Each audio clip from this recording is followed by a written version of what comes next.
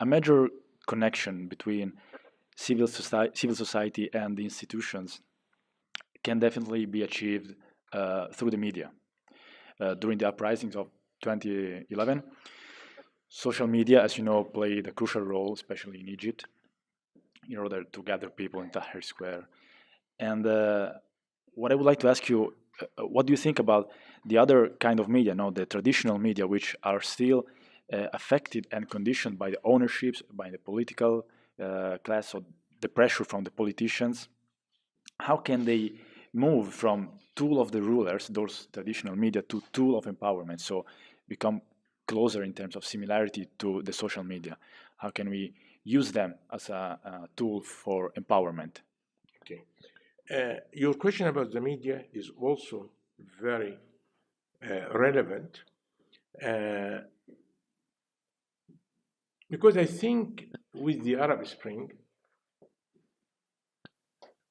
we thought that authoritarianism is fragile because the regimes collapsed very quickly. Mubarak, after 30 years, it took only few days, and then he left. Zain Abdin Balani is the same thing. And it seems to me that the young people who pioneered the Arab Spring took it easy. They thought that everything would be smooth sailing.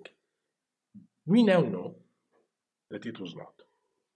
And that actually authoritarianism has much more strong roots and means than we expect. And one of these means is controlling the media. What we call in Arabic تزييف الوعي.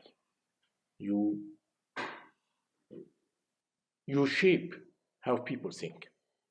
And the chapter in the book actually by a Lebanese colleague who was herself a speaker in Lebanon. So she has the academic dimension and the practical dimension. She's now working at Chatham House, heading the Middle East section at Chatham House, showed sometimes how actually, even in Lebanon, there were some external influences to filter news. We have statements from people in Tunisia and in Egypt that the news bulletin and the news programs were done, in fact, in the basement of the presidential palace. So media was very, very controlled. The only means that escaped this strict control was the social media.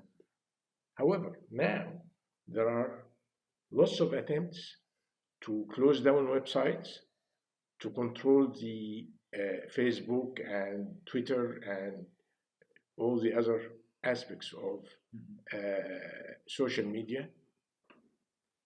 I think media has to play its important role in criticizing decision making.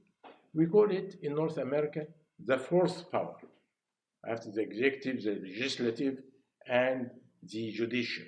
It should play that role.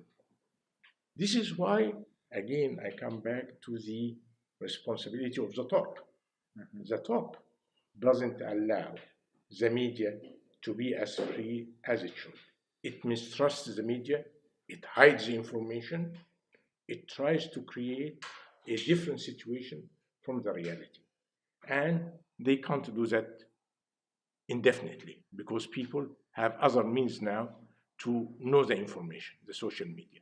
So I would be all for more and more social media, even if sometimes it's not as professional as it should be. I mean, these are citizens, young people like you. Sometimes they invent information. Sometimes they have their egos to diffuse. I think you know these things much better than I do. I mean, lots of Facebook stuff and Twitter lack professionalism. But it is still, I trust citizens' means of media because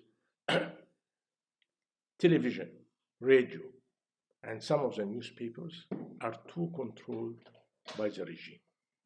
Until they relax a bit, I think social media becomes a way of balancing the situation. But media is basic to what we call democratization, having the debate in society, energizing people to carry out projects at different levels, leaving a space for innovation and creativity. We need that to carry out and face up to development challenges.